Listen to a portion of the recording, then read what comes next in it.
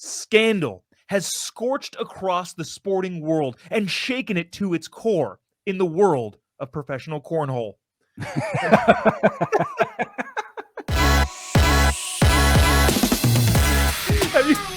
So I feel like context to set this up.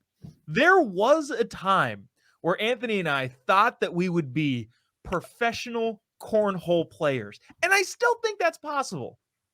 I think it was a really bad decision not to pursue that opportunity. Yeah, it's one of those things like, had we at the time started a routine of practicing our cornhole game, we would have been, at this point, we would have been phenomenal.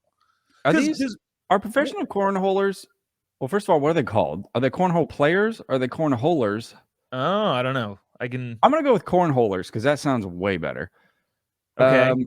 Are these full-time athletes? The good ones? Oh, 100% the good ones? Yeah. That's all they do? Just cornhole all day long? Yeah, because you gotta remember, too, there's prize money in the corn. Well, first things first, now, right, cornhole's on ESPN. Like, it's not like a nothing thing anymore that you just do with your buddies at a bar and like, oh, hey, we entered a tournament. Like, no, it's on ESPN. And while being on ESPN, obviously the prize money is substantially bigger, but also they look like NASCAR drivers with their uniforms that have sponsors all over the place. Because they're like, who are the types of people that play cornhole? I would imagine the type of person that plays cornhole is the type of person that plays a tailgate game with one hand, and what do they have in their other hand? A beer. And which beer company wants to support the league champion, the world champion cornholers? I don't know. They're paying quite a bit of money, I would imagine. I'm sure. Yeah. Unfortunately, though, the cornhole world was rocked recently with a cheating scandal. A cheating scandal. How do you cheat at cornhole? I think I'm about to find out, but I just what? It makes sense. It actually makes sense. A cheating scandal dubbed as Baggate, because everything's a gate. If you cheat or something, it's a gate. Mm-hmm. There's what's the Deflate Gate? Obviously Watergate. Yep. There was some TV show that they were talking about. This is a gate. Like, no, it's not a gate. It's not big enough to be a gate. What do you have to do to reach gate status? Like, what is the qualifications for? Apparently, do whatever these guys did. All right, let's hear it. I just think this article is written funny. A cheating scandal dubbed Baggate has sent shockwaves around professional cornhole world. The controversy sparked in August of 2022 at the American Cornhole League World Championships in South Carolina. This is the same problem I have with like baseball. Why do you get to call it the World Series? You picked a sport that only your country plays, and then the winner of that sport gets called the World Series Championship. Like, only your country plays, and really, it's only like the lower 24 states I think they play, anyways. Like, seriously, which is, I get. What do I have? If there's something that I only do I get to be like the world's best? Dude, this is my retirement dream. So here's my retirement plan. I'm going to pick one thing that very, very, very few people do. Oh, yeah. And then spend 9 months becoming better than them at it, or 2 years, or however long it takes. And then I'll be the world authority on purple butterflies or whatever I decide to. And I'll travel around the world giving talks to probably like 6 people at a time, but who cares? Like, travel around being the guy on whatever, some ridiculous thing. So, okay, 10,000 hours divided by 40, that's 250 weeks. Yeah. So it takes you about 5 years to become literally because what if 10,000 hours is what you need to be like the premier expert on something? I don't think that's true, but I know people who've been doing things for way longer than 10,000 hours, and they're not even marginally capable of doing it. But I also know people who like just show up and are good. So I don't know. Yeah, well, I'm just saying at very, very least, if you do something for 5 years, you will be good at it, probably. Yeah. And if your expertise is purple butterflies, then I would imagine it's probably going to be less than that.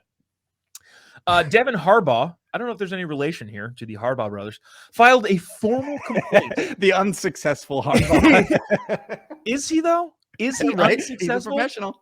He's a professional athlete.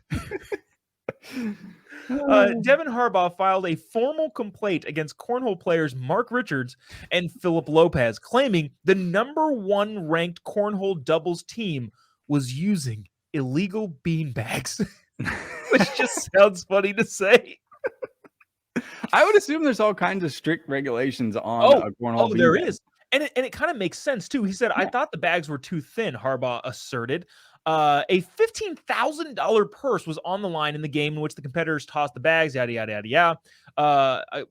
$15,000. Again, if that's one tournament and you've got, a tournament every weekend in a different city, you can stack some pretty legitimate cash, especially when you're including sponsors and TV deals. The bottom line here is, and I don't want to, go too far off the rails, but the bottom line here is that the cornhole people were, I don't know, the bean bags were too skinny. That's the bottom line here. Like, without going into the stringent details, the bean bags were just too skinny. Holy cow! But listen to this. These are some interesting stats. The ACL, which is an interesting term for the American Cornhole League. Yeah, the American Cornhole League. Like, hey, if you tear your ACL, you can still compete in the ACL.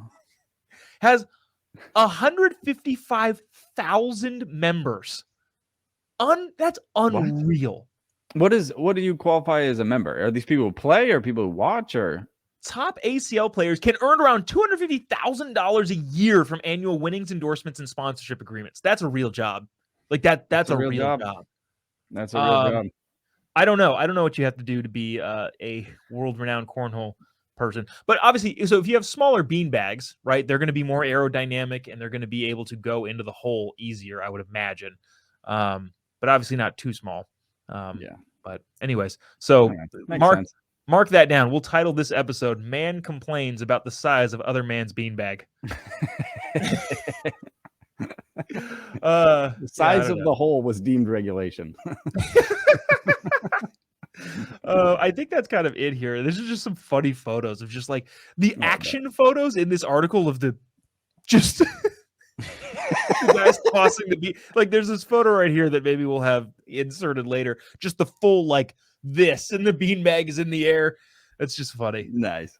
So did they were they actually cheating? Has this been resolved? The ACL announced its intentions to check bags at random at tournaments, which I don't know why they weren't already doing. So it's an ACL TSA, basically. Yeah. Well, it's kind of like baseball now, right? Like every time they go out and check the hat and they do all that stuff. There's a tangent I could go off here, but I'm not going to. But yeah, I guess the bottom line is they're going to start checking bags, which now, if you think about it, like if these are bigger-ish tournaments and there's like $250,000 on the line annually, you would think they'd already have a system in place to check the regulations for the bags and the boards. And but you only come up with that system when you think you need it. It's like every warning sign has an idiot behind it that made the sign necessary. Yeah, but I feel like at that level, you would probably have. I mean, yeah, you're probably right. I just did at that level. It kind of surprises me. Like, yeah, they didn't like. I didn't even know you could use your own bags. Like, I would have assumed that the I would have thought it was like the NBA or whatever, where you show up and there's bags. Yeah, they don't bring their own. Well, I guess the NFL does. So, anyways, that's about it on that.